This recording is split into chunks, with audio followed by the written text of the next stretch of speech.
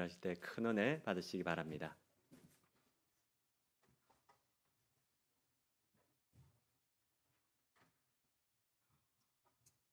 네, 반갑습니다. 또 이렇게 교회 기념일에 설교할 수 있는 기회를 하나님께서 주셔서 감사합니다. 오늘 성가대 찬양이 딱 오늘 생일에 맞는 찬양인데 계속 아골골짜기에 가겠다고. 네, 제가 하려고 하는 설교가 그건데 우리가 죽어야 된다 그 얘기를 할 건데 계속 아골골짜기에 가서 죽겠다고 그래서 은혜가 되었습니다.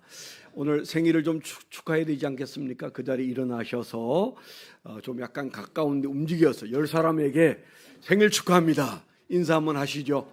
네, 성도님의 생일을 축하합니다. 네, 축하합니다.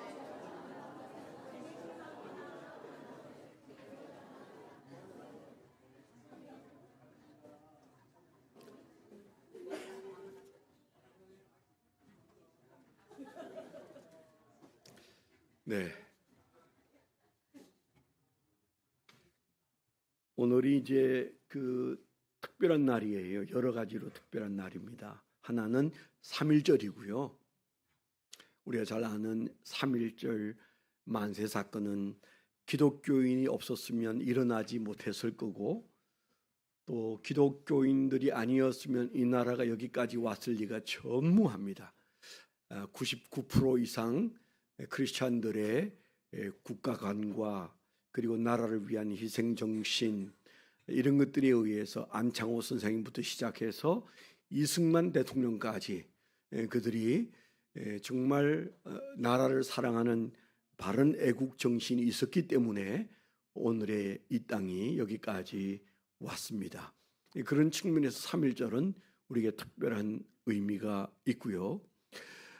그때 그 3.1절과 연관된 교회가 하나 있는데 한번 그림 보시면 그 교회가 어떤 교회인지 짐작이 되실 겁니다. 저렇게 초가집으로 된 교회가 불에 탔습니다. 그 다음도 한번 넘겨주시면 거기에 지금 현재 저렇게 멋있는 건물이 들어서고 그때 그 사실을 전 세계에 고발한 스코필드 선교사의 동상이 저기에 있습니다. 그 다음 사진에 보면 지금의 아름다운 기념교회당이 있는데 이게 화성에 있는 제암리 교회입니다. 제암리 교회는 매우 상징적인 의미가 있는데 사실은 그 3.1절 만세 사건 때문에 일본이 베리는 중에 특별히 기독교인들이 교회가 앞장서는 것에 못마땅해서 제암리는 특별히 그리스도인들이 대부분이었던 그런 마을이었는데 그 마을에 순사들이 들이닥쳐서 모든 그 동네 남자들을 다 잡아가서 그 교회에다가 가두었어요. 그분들이 20명이었답니다. 그리고 그게 못질을 하고 불을 질러서 태워 죽였습니다. 그때 그 안에 있던 사람은 남자 20명인데 그 마을 사람들이라고 해도 과언이 아니죠. 다 끌려와서 거기서 순교를 했는데 실제로는 29명이 죽었다고 하죠. 죽은 사람이 9명이 더 있습니다.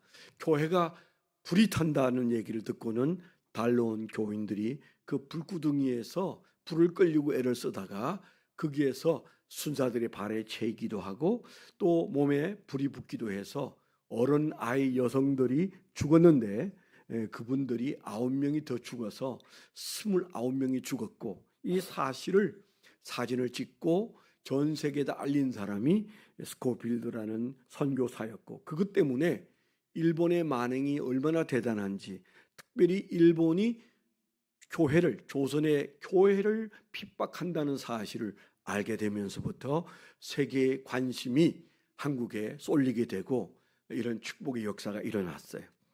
믿음의 사람들이 볼 때는 다른 건 그런 대로 참아도 교회를 핍박하는 것은 참을 수가 없죠. 지금의 우리 현실도 심각한 눈으로 좀 봐야 합니다. 교회가 잘못하는 것도 들어있겠지만은 나라가 교회를 핍박하면 그 다음에 무슨 일이 일어날지 우리는 잘 알 수가 없는 그런 시대를 우리가 살고 있습니다. 그래서 사실은 오늘은 3.1절을 기념하는 날이고 또 핍박받던 교회들과 순교당한 이들의 피 흘린 자리에서 어떻게 나라가 축복을 누리게 되었는가라고 하는 역사적인 또 한 면도 잘 돌아보아야 합니다. 그런가 하면 오늘 우리 교회는 41년의 역사를 살고 있죠. 41년 된 교회, 제가 32살 때 교회를 개척을 했으니까 개척한 지 이제 41년이 됐으면 제 나이, 그때 나이보다도 더 많은 시간을 교회와 함께 고스란히 보내고 있습니다. 여러분 중에도 꽤 오랜 세월 같이 한 분들이 계세요. 제가 개척을 할 때 그때 방배동에 있는 사목교회로부터 개척을 해서 교회로부터 가능한 한 멀리 떨어져 있는 곳을 찾다가 명일동에 개척을 했는데 그때 저와 제 아내 그리고 두 어린 아이 그리고 저희 어머니 그리고 이제 제 누이 되는 김계자 집사님 그렇게 이제 사실은 5명이 개척을 했습니다. 6명이 개척을 했습니다. 그리고는 그 외에는 한 명의 신자도 더하지 않은 채 우리 가족끼리 개척했는데 오늘 이렇게 많은 가족이 함께 한다는 것은 큰 축복이고 은혜죠.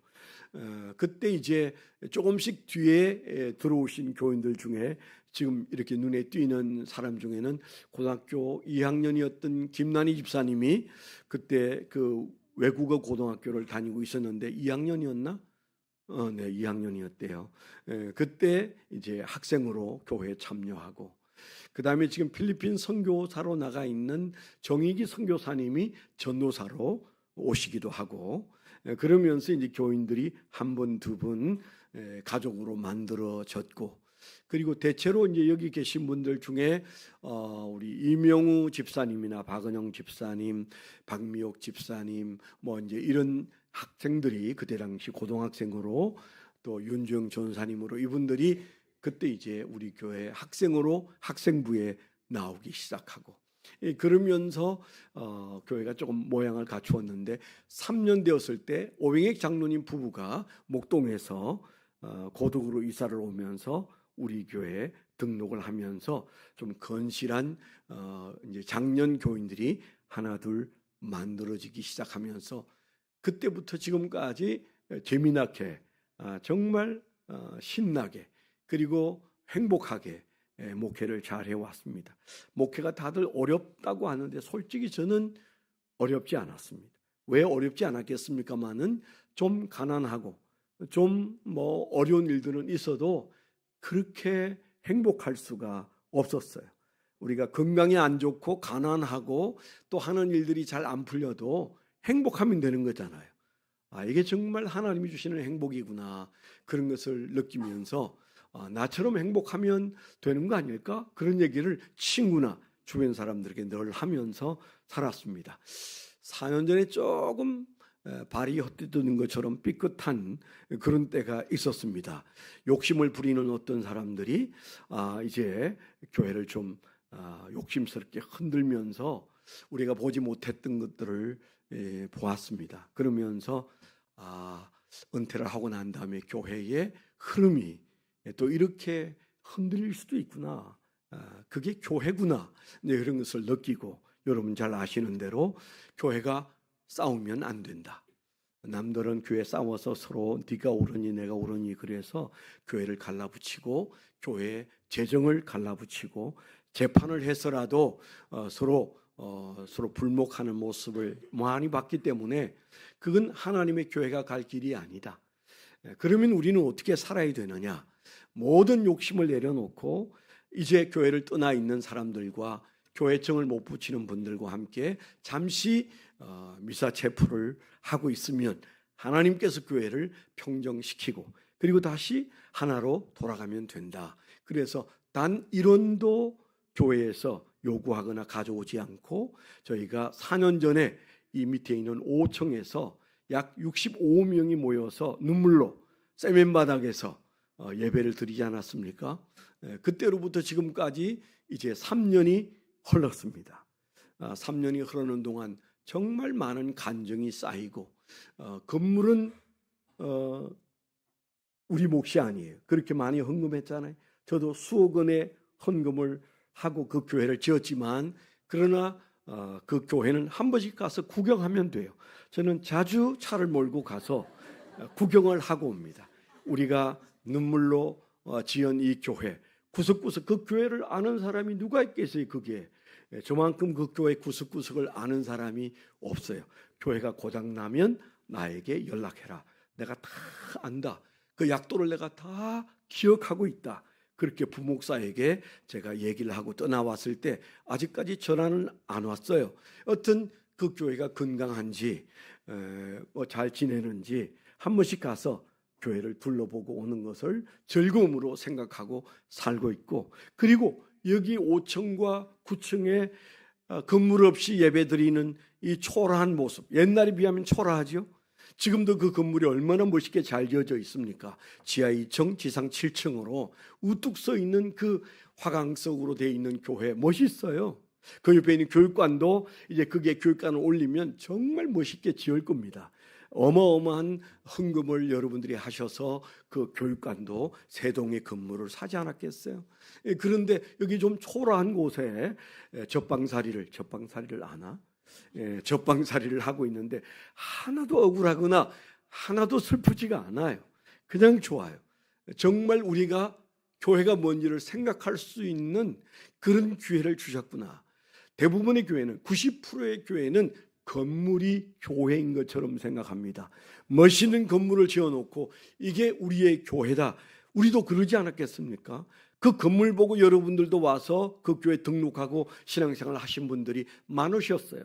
그 건물이 아까워서 못 떠나는 분도 계세요. 저는 조금도 아깝지가 않았어요. 그리우면 가면 거기 그 자리 있으니까 그 건물은 아무런 의미가 없어요. 오히려 교회를 가립니다. 건물은 교회가 아니고 저와 여러분들이 교회거든요. 여기에 있으면 여기가 아름다운 교회입니다. 그래서 교회를 바로 깨닫게 하는 기회를 주셨구나. 지금도 우리를 훈련하시는구나. 그래서 명일동에서도 41주년 기념 예배를 드릴 겁니다. 여기서도 41주년 기념 예배를 드리고 있습니다. 그 의미가 무엇인지 다르게 새겨질 수 있을 것이라고 생각해요. 그게 첫 발을 들여서 개척했던 목사가 생각하는 그 교회를 오늘 우리가 생각해야 돼요. 그래야 망하지 않습니다. 그런데 교회를 잘못 생각하면 그것 때문에 여러분 지하실에 있는 교회가 문제를 일으키던가요? 그런 교회 없어요. 지하실에서 어렵게 목회하는 목사가 눈물을 흘릴지언정 문제를 일으키는 거 보셨습니까? 없습니다. 어떤 교회가 문제를 일으킵니까? 교회 잘 짓고 이만하면 성공했다고 생각하는 목사들이 이상한 짓을 하는 거예요. 최근에 제가 베트남 가서 있는 사이에 일어났던 일 중에 하나가 저 부산에 있는 유명한 교회, 아마 그분 설교를 안 들어본 분은 없을 거예요. 그 교회가 불과 수년 전에 교회를 크게 지었어요. 그리고는 그 교회에 문제가 터져버려요. 제가 그 사건을 접하면서 이거는 교회도 아니고 이거는 목사도 아니다. 이거는 어떻게 목사라고 할 수가 없다. 물론 저는 그분을 우리 교회에 초청해 본 적이 없어요. 우리 옆에 교회도 그분을 초청해서 부흥회를 합디다. 저는 불러올 마음을 가져본 적이 없어요. 이유는 그분의 설교를 들었을 때 이분은 만담가다. 정말 예수를 사랑하는 사람인지는 잘 모르겠다. 사람들이 설교가 재미있으면 몰려들고 헌금하고 교회 짓고 야단인데 다에게 정신이 좀 빠져 있다. 정말 교회 교인들이 정신을 차려야 되는데 말이 어눌할지라도 그리고 즐거운 설교가 아니었을지라도 또 눈물을 흘리도록 감동을 주지 못해도 살아있는 설교가 뭔지를 교인들이 분간할 수 있어야 되는데 오늘날 우리는 그저 연예인들의 연예인 쇼를 보듯이 교회 안에서도 그렇게 신앙생활을 즐기고 있는 동안은 마귀가 마음껏 교회를 흔드는데 목회자 하나만 흔들면 교회 수백, 수천, 수만 명이 흔들게 돼 있는데 지금 마귀가 차근차근 큰 교회 목사님들을 넘어뜨리고 그래 가고 있지 않습니까? 그래서 한국 교회가 지금 위기로 가고 있는데 그 이유는 어디에 있습니까? 교인들의 정신이 빠져서 그래요. 분별력을 잃어서 그래요. 우리가 정말 성경적 분별력을, 신앙적 분별력을, 성령의 인도하시는 분별력을 가져야만 목사도 똑바로 살아요. 저는 목회자의 타락은 교인들의 타락과 무관하다 그렇게 보지 않아요. 제가 목회를 해보니까 교인들이 똑바로 예수 믿으면 저는 그 교인이 두렵더라고요. 무섭더라고요. 기도 열심히 하는 교인을 보면 부끄럽더라고요. 교인들이 목사를 부끄럽게 하고 어떻게 제보는 잣대로 내 앞에 보이는데 목사가 나쁜 짓 하겠습니까? 저는 못할 거라고 생각해요. 그건 죽었다 깨나도 못한다. 성령은 눈에 안 보여도 교인은 눈에 보이지 않아요. 여러분들이 살아있으면 교회는 살아있게 되어 있다. 그런 측면에서 41년의 아름다운 교회를 우리가 지내놓고 앞으로 우리는 어떻게 예수를 믿어야 하는가라는 고민을 하게 돼 있어요. 오늘은 또 그 외에도 우리 김연한 담임 목사님에게는 1주년 기념 주일입니다. 아까 케이크를 잘랐는데 우리가 그런 얘기를 안 했지만은 그냥 이왕 갖다 놓은 케이크 불 지폈으면 김연한 목사님 1주년 기념 주일도 되거든요. 그래서 그분까지도 축하했으면 좋았을 뻔했는데 저도 잊어버렸습니다. 네, 그래서 사실 오늘은 또 김연한 목사님 우리 교회 오신 지 딱 하루 모자라는 1년이 되었습니다. 물론 잠시 후에는 쫓겨갈지 여기 그대로 계실지 우리는 몰라요. 표정 봐서는 전혀 문제가 없을 것 같긴 합니다. 그렇지만 제가 하나님이 아닌 이상 잘 모르겠습니다만은 여하튼 오늘은 그런 의미에서 기념할 일들이 굉장히 많은 날이다. 그런 생각을 합니다. 그중에 우리는 이 교회가 41년 되었고 김연한 목사님이 섬긴 지 1년 되었고 또 어떤 의미에서 이제 미사 채플이 아름다운 교회라는 이름을 걸고 교회로서 이제 우리가 주님을 섬긴 지 벌써 이제 3년이 되는 날이니까 기념할 게 많다. 그런 생각이 들어요. 기념할 게 많으면 설교도 길어지겠죠. 제 긴 설교를 오랜만에 듣잖아요. 그렇죠?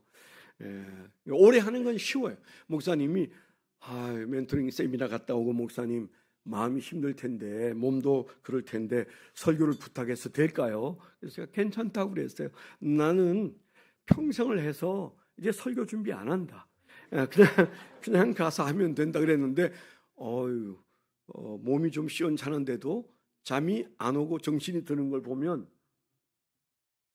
설교 준비 안 한다고 해도 또 신경은 쓰이는 것 같아요. 그래서 밤새 꿈지락거리면서 신경 쓴 거니까 좀 설교가 길어질 수도 있습니다. 눈치는 이제 있어서 알아서 제가 적당한 시기에 설교를 마치긴 할 텐데요. 오늘 설교의 주제는 교회입니다. 교회. 특별히 제가 3가지 주님이 주시는 말씀을 대언하고자 합니다. 교회로 살라, 교회로 살으십시오 이 말. 두 번째는 교회와 함께 죽으십시오. 살아라 죽으라 그런 얘기입니다. 첫째는 교회로 살으십시오. 두 번째는 교회와 함께 죽으십시오. 세 번째는 교회를 멘토링 하십시오. 저에게 하는 말이 아니고 성도 여러분들에게 이 교회를 맡기신 주님께서 우리에게 저를 통해서 주시는 말씀이 3가지다. 교회로 살아라. 두 번째는 교회와 함께 죽으시라. 세 번째는 교회를 당신들이 멘토링 해야 된다. 그런 3가지 주제어로 말씀을 잠시 함께 나누도록 그렇게 하겠습니다. 첫째는 교회로 살아야 된다. 다른 말로 하면 교회를 붙잡으라. 교회의 가치를 붙잡으십시오 이 말입니다. 교회 가치를 진짜 붙잡으면 교회로 살아내려고 하게 돼 있어요. 내가 교회구나. 내가 교회답게 살아야 되는 거구나. 내가 그 교회와 함께 살아나야 되는구나.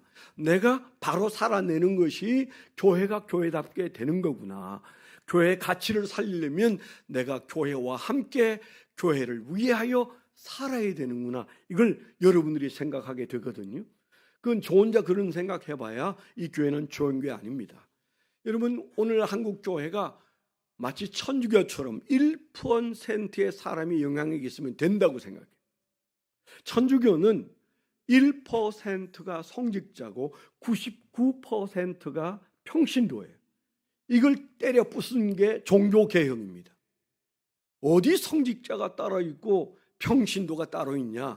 그 평평하다는 말, 평범하다는 말, 이거는 성경적이지 않다. 그래서 봉기한 성령의 역사가 종교개혁이에요. 교회를 성직자에게 맡겼다가 평신도 모두에게 맡긴 것이 종교개혁이에요. 그 맡길 때 지어준 게 성경이에요. 그래서 성경 없이 예배를 드리다가 성경을 번역해서 성경을 손에 쥐어주니까 교인들이 성경을 읽으니까 성경대로 살려고 하게 되고, 그러니까 교회가 개혁되더라. 이게 종교개혁의 정신이잖아요. 그러니까 여러분, 교회는요, 평신도가 있고 성직자가 있는 것은 타락한 교회. 이건 저 천주교도 이제 몸부림치고 있습니다. 성직자란 말을 버리진 못했지만, 평신도란 말을 버리진 못했지만, 이 1대 99라고 하는 비율이 사실은 암흑기를 가져왔다. 그러니까 우리 정신 차려야 된다. 신부도, 교인들도, 천주교도 개혁하려고 애를 씁니다. 그 말은 못 버리지만, 그 성직자 가운은 못 벗어버리지만, 그러나 정신은 바꿔야 되겠다. 이게 천주교예요. 근데 이상한 것은 그것 때문에 하나님께서 개혁하게 한 개신교가, 말하자면 프로테스탄트가 1%의 목자만 잘 데려다 놓으면 그 목사가 교회를 책임지고 헌금을 책임지고 교회는 구름대처럼 몰려올 것이다. 그런 교회를 지난 수십 년 사이에 만들어 놨어요. 물론 저도 약간 생각할 때가 있어요. 수십 년 전에 미국 부흥회 갔다가 그 교회 목사를 보고, 야, 이 사람 데려오면 되겠다. 이 사람이면 교회를 부흥시킬 수 있겠다. 그래서 제 마음속에 그 사람을 딱 찍었어요. 그리고 3년 뒤에 그 사람을 만났더니 저에게 하는 말이, 목사님이 부흥회 왔다 가신 다음에 3년 사이에 3배로 부흥했습니다. 그러길래 부흥하면 안 되는데, 내가 데려올 때 부담 없이 데려와야 되는데, 선교사 아니면 교수 아니면 다른 사역을 하는 사람을 데려오거나 부사역자를 데려오지 담임 목사를 우리가 뽑아오는 스카우트는 안 하겠다. 제가 이제 그런 얘기를 늘 했잖아요. 그랬기 때문에 큰 교회 잘하고 있는 사람을 불러오면 이건 내 말하고 틀리는 건데, 그래서 그냥 조그만한 개척교회 목사로 있으면 제가 데려올 수 있겠다 그랬는데 3년 사이 3배로 자랐다니까 데려오기 어렵겠는데? 그리고 그 뒤에 내가 한 4년 뒤에 가니까 그 동네에서 그 교회가 가장 유명한 교회가 되어 있더라. 이거 틀렸다. 우리 교회만큼 커져버렸는데 어떻게 데려오냐. 그래서 우리 교회가 이제 사역을 이양하던 해 그분은 강남중앙침례교회로 이제 부임을 오고, 저는 선교사님 한 분을 모시게 되었잖아요. 그 강남중앙침례교회 최병락 목사님이 제가 부흥회 갔던 그 교회 목사님이에요. 아마 우리 교회로 그분이 왔으면 지금 우리 교회는 몇 배로 부흥했을지도 모릅니다. 그러면 그게 무슨 의미가 있느냐고요. 유명한 목사님이 와서 설교 잘하고, 그리고 교회를 재미나게 하고 신나게 해서 사람들이 이 교회 저기에 울타리 떠들어서 우리에게 갔다가 숫자 물려놓으면 그 교회 잘 하는 겁니까? 한 사람 성공시킨 건 맞아도 그 교인들은 상이 없어요. 상이 없어요. 그게 1%가 99%를 먹여 살리는 교회인데, 이게 캐톨릭이 하던 짓인데 오늘 한국 교회가 그렇게 가고 있지 않습니까? 이건 아닌 거죠. 하나님이 원하는 교회는 교인 각자가 교회로서의 교회의 가치를 알고 이 교회를 가치롭게 여기고 이 교회 안에 있어 가치롭게 살고, 그래서 가치 있는 교회로 만드는 그 교회, 그 교회가 성경이 말하는 그 교회. 여러분, 사람은요 짐승하고 틀려서 가치로 삽니다. 뭘로 살아요? 가치로 살아요. 뭐가 가치 있나? 이걸 묻고 살아요. 그래서요, 정말 제대로 된 가치를 발견한 사람들을 우리는 철들었다 그렇게 말합니다. 우리가 우리의 자녀들을 철딱선이 없는 것 이렇게 말할 때는 그 애가 가치 있게 여기고 중요하게 여기고 그거 달라고 울고불고 할 때 그게 가치 없는 것을 붙들고 씨름하면 우리는 철딱선이 없다고 말하잖아요. 그러다가 철이 들어서 어른 행사를 할 때는 뭐예요? 진정한 가치가 뭔지를 알고 거기에 시간과 정열을 투자하는 사람을 철들었다 그렇게 말합니다. 그런데 오늘날 성경이 말씀하시는 진정한 인간의 가치에 눈을 뜬 영적인 사람을 우리는 저 사람은 영적인 사람이야, 영적으로 철이 들었어 그렇게 말하잖아요. 가장 가치 있는 것, 영원히 가치 있는 것, 그걸 붙잡은 사람들이 크리스천입니다. 그 가치가 어디에 있어요? 교회에 있어요. 교회의 가치는 이 세상의 어떤 것, 나라하고도 바꿀 수 없다. 내 어떤 직업하고도 바꿀 수 없다. 아니, 내 목숨하고도 바꿀 수 없다. 교회 가치를 그렇게 깨달은 사람들은요, 그 가치를 맞추어서 살아갑니다. 오늘 한국 교회가 타락하고 목회자들이 이상한 짓을 하고 교인들이 이상한 짓을 하고 허구날 서로 싸우는 이유는 다른 데 있지 않습니다. 교회의 가치를 그 정도로 생각하는 것. 싸워도 되는 가치로 여길 때 싸우는 거예요. 안 그래? 왜 제가 안 싸우던가요? 왜 안 싸웁니까? 싸울 줄 몰라서? 아니에요. 저는 원래 싸움쟁이에요. 말 잘하고 주먹질 잘하고 소리 잘 지르고 어렸을 때부터 싸움쟁이. 제가 안수받기 전날 밤에 주님 앞에 잠 못 자고 기도한 기도가 뭔지 아세요? 주님, 제가 목사 안수받으면 안 싸우게 해주세요. 누구든 저는 아니라 생각하면 싸우는 사람인데 안 싸우게 해주세요. 눈물로 기도했다니까. 그래서 너무 세게 기도를 했는지 아무하고도 안 싸웠어요. 싸웠습니까? 40년 제가 목회했을 때 34년 동안 한 번도 안 싸웠다고 그랬잖아요. 안 싸웠어요. 진짜로 안 싸웠어요. 여러분이 증인입니다. 왜 안 싸울까요? 성질이 좋아서? 아니에요. 교회는 감정 싸움할 가치에 시시한 교회가 아니다. 교회는 내가 죽어야 하는 곳이고 죽어도 좋은 곳인데 그 교회를 위해서 내가 죽어야 할 건데 감정 씨름할 이유가 없다. 그래서 여러분, 어느 교회가 교회 안에 시끄러운 일이 일어나는데 교인들이 떠나오면서 일원도 요구하지 않은 교회가 세상에 있던가요? 아름다운 교회, 일원도 요구하지 않았습니다. 우리가 이거 잘 지키면 300억 재산이다. 어떤 장로가 그런 말을 했대요. 가져라 300억. 단 일원도 요구한 일이 없잖아요. 왜요? 교회는 그런 가치가 아니다. 돈의 가치가 아니다. 건물이 교회라면 싸워야지. 그런데 이 믿음 좋은 성도들이 교회인데 이거 지니면 되잖아요. 여기서 시작하면 되잖아요. 뭐가 문제인데요? 건물 없으면 더 교훈적인 것일 수도 있습니다. 욕심 안 부릴 수도 있습니다. 그래서 저는 이렇다고 생각하지 않아요. 하나님께서 교회를 교회되게 하신 그것 붙잡으면 된다. 그런 마음을 가졌기 때문에 상처 안 받고, 제가 다른 사람들은 상처 받았으면 나를 쫓아내려고 하고 나를 모욕 주고 내가 이렇게 키운 교회를 이렇게 망가뜨리고 이놈들, 그래서 아마 암 걸려 죽었을 거예요. 감기는 걸려도 암은 안 걸렸잖아 아직까지. 네. 왜 그렇습니까? 아무 문제가 없어요. 아무 문제가 없어요. 내게 뭐가 있어요? 아무것도 없어요. 우리는 그냥 종으로 주님이 하시는 일 거들었던 뿐이고, 그리고 어디에 있든 교회가 있으면 되는 거잖아요. 그래서 교회로 살아야 돼요. 내가 사는 이유가 교회입니다. 여러분이 사는 이유가 교회가 되어야 성공하는 겁니다. 가장 가치 있는 것을 붙잡아야 인생이 성공하는 거예요. 그래서요, 우리가 오늘 읽었던 말씀이 뭐예요? 사람들이 나를 누구라고 하더냐 물으셨어요. 너희는 나를 누구라고 하느냐 물으셨어요. 내가 누군지 말 좀 해봐. 그리고 하신 말씀이, 그 다음에 진짜 하려고 하시는 말씀이, 베드로의 이 고백 위에 내 교회를 세우리라 그렇게 말씀하셨어요.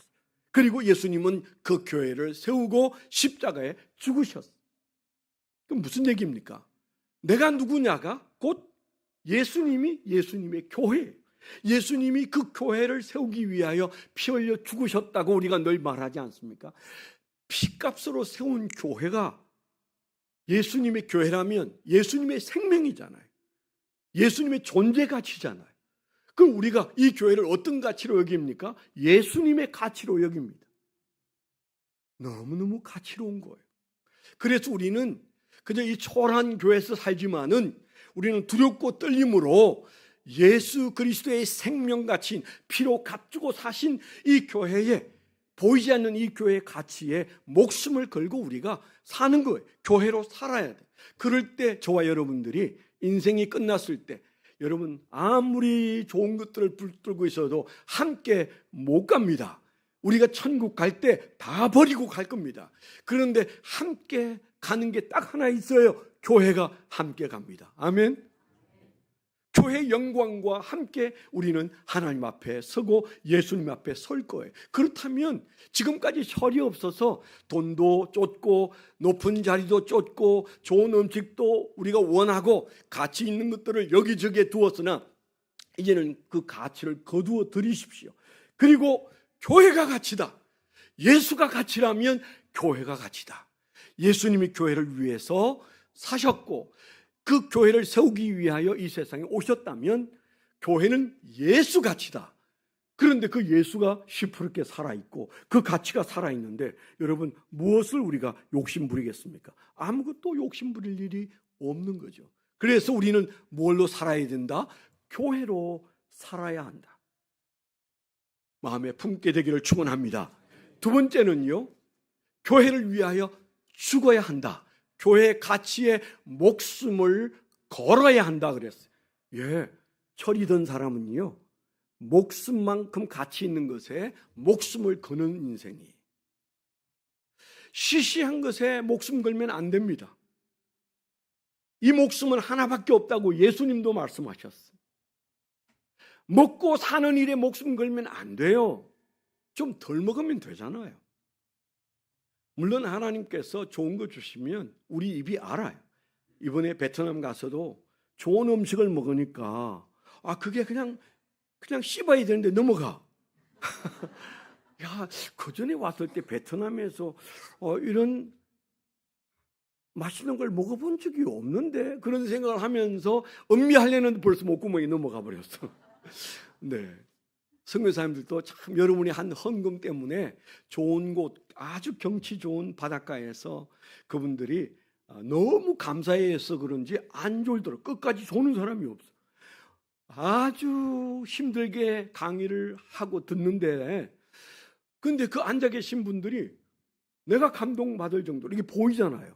그 많은 분들이 앉아서 강의를 듣는데 초롱초롱하게 눈을 뜨고 기쁘게 듣고 찾아와서 고맙다고 하고 그게 왜 그럴까 그랬더니 이 좋은 환경을 여러분이 헌금해서 그분들에게 선물했더니 그분들이 선교사를 저 조그마한 교회가 대접하는구나. 백몇십 명을 지금 현재 세미나 한다고 제가 그랬거든요. 몇천 명 모이는 교회가 와서 하지도 않은 일을 백몇십 명 모이는 교회 교인들이 그것도 여러분이 헌금하셨잖아요. 교회 재정 쓰지 않았습니다. 제 주장이 우리가 선교하는데 교회 재정 쓰지 말고 교인들이 헌금으로 해야 된다. 가뜩이나 우리가 어려운데 교회 재정을 퍼다 쓰면 안 되겠다. 그래서 제가 신경을 많이 쓰고 기도를 했는데 여러분들이 기도도 하고 헌금을 해서 여러분들이 내신 헌금으로 그분들을 잘 섬겼어요. 아마 최고의 대접을 받았을 거예요. 그리고 최고의 강의였는지는 몰라도 잠은 자지 않더라고. 그래서 이분들이 도움이 되는구나. 70이 넘은 사람의 강의를 들으면서도 3일 내내 졸지 않는다는 것은 뭔가 도전이 되었나 보다. 이 모든 것들이 여러분들의 헌신인데 그 헌신이 그 정도에서 멈추면 안 돼요. 우리는 목숨을 걸어야 할 것에는 목숨을 걸어야 이름이 남고 상을 받게 되어 있는데 여러분 이 세상에 목숨을 걸 게 뭐가 있을까요? 먹고 사는 거 아닙니다. 높은 자리 가는 것 아닙니다. 직장 아닙니다. 어쩌면 자식도 목숨을 걸어야 할 대상이 아닐 수 있습니다. 우리의 목숨을 허락하시고 또 우리의 목숨을 불러가실 하나님 앞에서 하나님은 오늘 우리에게 엄히 말씀하십니다. 네가 목숨을 걸어야 할 게 하나 있다. 교회다. 예수님이 피로 값주고 사신 그 교회를 위하여 그 교회 공동체를 위해서 목숨을 걸고 죽기까지 충성하라. 성경의 도처에 죽도록 충성하라고 그랬어요. 여러분 적당히 충성하면 신이 안 나요. 행복하지 않아요. 예수님이 하신 말씀처럼 죽도록 충성하라.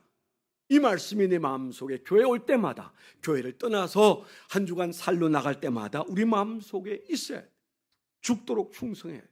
예수님이 그 교회를 위해서 기꺼이 죽으셨고, 이 말씀을 들었던 예수님의 제자들이 하나도 예외 없이 기꺼이 그들은 목숨 바쳐 죽었습니다.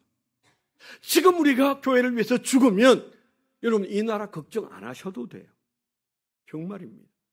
나라가 걱정되고 그러시다면 우리 본래의 믿음으로 돌아가야지. 그래서 내가 교회를 위하여 목숨 바칠 각오로 하나님의 예수님의 피 흘린 그 교회를 위해서 내가 주를 섬기리라. 말씀대로 예수 믿으리라. 그렇게 여러분들이 마음속에 바른 신앙을, 본래의 신앙을 가지면요, 우리 힘으로 이 세상을 여기까지 가져온 거 아니잖아요. 우리나라 역사를 보세요. 우리 힘으로 된 일이 아니잖아요. 하나님의 은혜라고 다 믿는 사람들은 얘기하잖아요. 안 믿는 사람들도 기적인데 무슨 기적인지 말하기 어려우니까 한강의 기적이라고 그래. 한강의 기적. 무슨 한강 나가보세요. 무슨 그 한강이 기적을 일으켰나. 찾지를 못한다는 얘기입니다. 우리가 수고한 건 맞지만은, 그러나 대한민국 그 이전에 조선이나 고려나 그 이전에나 우리가 이 나라 이 백성들이 수고하지 않은 때가 언제 있어요? 고생하지 않은 때가 언제 있어요? 애쓰지 않은 때가 언제 있어요? 그래도 우리는 그냥 역사가 흘러가는 내내 가난하고 내내 짓밟히고 내내 부끄러웠어요. 근데 지금 반짝 우리가 참 세계의 놀라운 나라로 이렇게 나타난 것은, 저는 예수 믿는 사람은 폐 일어나고 하나님이 하셨다 그래야 될 줄 믿습니다. 하나님이 하셨어요. 그러면 하나님이 거두어 가시면 안 되잖아요. 하나님이 왜 하셨을까요? 사람마다 조금씩 해석은 달라도, 그러나 가장 공통적인 믿음의 사람들의 해석은 너무 많은 그리스도인들이 주님을 위해서 피를 흘려서, 너무 많은 사람들이 골짝골짝해서 무릎 꿇고 몸부림치면서 나라를 위해서 눈물의 기도를 드렸으므로, 피가 강을 이루고 눈물이 강을 이루고 땀 흘려 주님 앞에 충성한 사람들의 그 수고를 세계 최고의 믿음이라고 말하는 때가 있었잖아요. 그런 믿음을 보였던 결과 하나님이 잠시 우리에게 휴지부를 주셨어요. 모든 사람들이 아니 10년 뒤에도 우리 잘 살 거야, 그런 사람 한 사람도 못 봤어요. 없어요. 10년 뒤에 계속 잘 살 거다? 아니에요. 옛날에 잘 살았던 베네수엘라가 지금 어떻게 되었습니까? 그들은 세계 최고의 나라 중에 하나였어요. 눈 깜짝할 사이에 그들은 거지가 되고 자식들을 팔아야 되는 처지에 놓여 있지 않았습니까? 그러니까 우리 운명도 우리가 말할 수가 없어요. 하나 믿을 만한 것은 내가 하나님의 나라를 위해서, 하나님의 교회를 위해서 목숨 바칠 각오하면 이 다음 세대가 살아날 수 있다. 믿음을 갖게 되기를 축원합니다. 옛날에, 오늘 좀 짧게 해야 되는데 마칠 시간이네. 5분 안에 마치도록 해보겠습니다. 옛날에 카터 대통령이 한국에 왔던 것을 저는 생생히 기억합니다. 1979년 6월 어느 날 24일인가 대통령을 만났어요. 그때 당시 대통령이 박정희였습니다. 저는 그 무렵에 박정희를 반대하는 데모대 속에서 데모하던 사람이, 그런데 나중에 들으니까 그분이 와서 2시간 반 동안 박정희 대통령에게 복음을 전하다가 나왔대요. 그리고 그 다음날, 그러니까 그 다음 날인가 여의도에 있는 침례교회에서 예배를 드리고 미국으로 돌아가면서 아쉬워했다는 얘기를 들었어요. 그리고 박정희 대통령은 아니 뭐 차관을 얼마 주겠다 그 얘기 할 줄 알았더니 2시간 반 내내 예수 믿으라는 얘기나 하고, 그리고 아무것도 안 주고 그냥 가서 화가 나가지고 뭐 유리컵을 던졌다나 뭐 그런 뒷얘기가 있었습니다. 그런지 불과 넉 달 만에 11.6 사태가 일어나고 그 박정희 대통령이 총에 맞아 죽었잖아요. 저는 그때 그런 얘기를 한참 듣고 있을 때였기 때문에 정말 아쉽다. 나라도 나라지만 그때 예수를 믿었으면 이런 일이 일어났을까? 저는 광화문에서 그분의 장례식을 참석하면서 그런 생각을 많이 했었어요. 김일성 이북에 가서도 카터가 김일성에게 전도 열심히 했는데 그가 이미 자기가 교주가 되고 신이 돼 있어서 예수를 받아들이지 않더라, 그런 얘기가 있었습니다. 그 뒤에도 김일성은 두고두고 지미 카터가 진정한 대통령이다, 그런 말은 했다고 그러잖아요. 내가 존경하는 사람은 지미 카터밖에 없다. 예수는 안 믿었지만, 그리고 그가 얼마 후에 예수를 안 믿고 죽었지만은 2년 전 지미 카터가 100세 되던 해 한 8년 이상 끌어안고 살던 암을 떨치고 그가 열심히 복음을 전하고 살다가 죽었습니다. 그가 뭐라고 그래서 옛날 대통령 됐을 때, 내 직업은 대통령이 아니다. 잠시 내가 외유하지만 다시 본래의 자리로 돌아갈 거다. 나는 교회 주일학교 선생이 나의 본래의 자리다. 그렇게 말했고, 그는 대통령을 마친 다음에 진짜 그 교회로 돌아가서 주일학교 선생을 하고 나중에는 장년들을 붙들고 성경 공부를 가르치고 100세로 살다가 암과 8년을 씨름하면서 살다가 부인을 먼저 보내고 그 뒤를 따라서 가지 않았겠습니까? 그의 마음속에 대통령 되는 건 잠깐 외유하는 것이고, 그리고 내 본래의 자리는 교회라고 말한 것이 왜 그런 말을 했을까요? 그는 성경을 통해서, 성령을 통해서 교회가 진정한 가치다. 나는 교회를 위해서 살고 교회를 위해서 죽어야 한다. 그 진정한 가치는 교회라는 사실을 그가 깨달았던 말이죠. 뭐 그런 농담이 있잖아요. 루비통 진짜 가방과 가짜 가방은 비 올 때 안다고요. 비 올 때 꺼내서 비를 피하면 가짜라고 그러잖아요. 근데 진짜는 가슴에 품는다고 그러잖아요. 여러분 교회가 다 똑같지 않습니다. 어떤 사람은 가짜 교회에 있어요. 밥벌이 하는 목사도 있어요. 쓰리 쿠션처럼 교회가 내 성공의 도구로 있는 사람들이 있어요. 본질이 아니고. 그래서 여차지 가면 그거 꺼내서 비를 피하는 겁니다. 교회를 들어서 비를 피하는 것 가짜예요. 그에게는 그 교회가 그 정도밖에 안 되는 거예요. 여러분의 교회는 가슴 속에 있습니까? 아니면 머리 위로 치켜 올려서 비를 피하는 도구입니까? 교회 득 보려고 하지 마요. 교회를 위해서 살려고 하고 교회를 위하여 죽게 되기를 축원합니다. 세 번째는 멘토링이에요. 멘토링. 교회는 사람을 세우는 곳입니다. 목사가 교인을 세우는 건 맞습니다. 그러나 모두가 모두를 세워야 돼요. 서로 교회를 세우는 곳입니다. 그러지 않으면 절대 세워지지 않아요. 우리가 가만히 있고 성령이 세울까요? 그렇지 않아요. 한국 교회가 교회 사람을 세우지 않으니까 아이들부터 청년까지 사라지고 없어요. 아무리 재미가 없어도 교회에서 내가 세워지면 그 사람은 거기 서 있게 되어 있습니다. 그리고 얼마의 시간 후에 또 누군가를 세우는 이 보람된 일에 자기의 청춘을 들이게 되어 있어요. 아이가 교회를 떠나고 청년이 교회를 떠나는 것은 그냥 보면 재미가 없어서 떠나는 건 맞아요. 재미를 추구하니까. 그러나 재미를 추구하는 세대도 세워지면 그 자리에 서게 되어 있어요. 그래서 교회는 멘토링이 일어나야 돼요. 우리 교회는 지금 중요하게 여기에는 멘토링이 있어요. 그 어떤 멘토링입니까? 김연한 목사님 부부를 우리가 멘토링 해야 돼요. 저는 목회를 해오면서 여러 번 얘기했습니다. 김용훈 목사가 살아오면서 32살짜리 아무것도 모르는 내가 와서 천방지축으로 뛰어다닐 때 우리 교인들은 열심히 저를 격려하고 기다려주고 참아주고 그러면서 저분들이 나를 멘토링 하는구나. 많이 알아서 가르치는 게 아니라 나를 지지하고 사랑하고 기다려주고 그러면서 제가 제정신을 차리면서 똑바로 사는 게 뭔지를 생각하게 되고 뚜벅뚜벅 바른 길을 걸어왔습니다. 이제 여러분들은 김연한 목사님을 그렇게 멘토링 해야 돼요. 지지하고 사랑하고 기다려주고 지금 빼먹으려고 하면 안 돼요. 얼마 후에 우리의 기다림이 열매로 나타나는 그걸 보고 그 마음으로 목자들을 또 여러분이 멘토링 해드려야 돼요. 목자들을 세워드려야 돼요.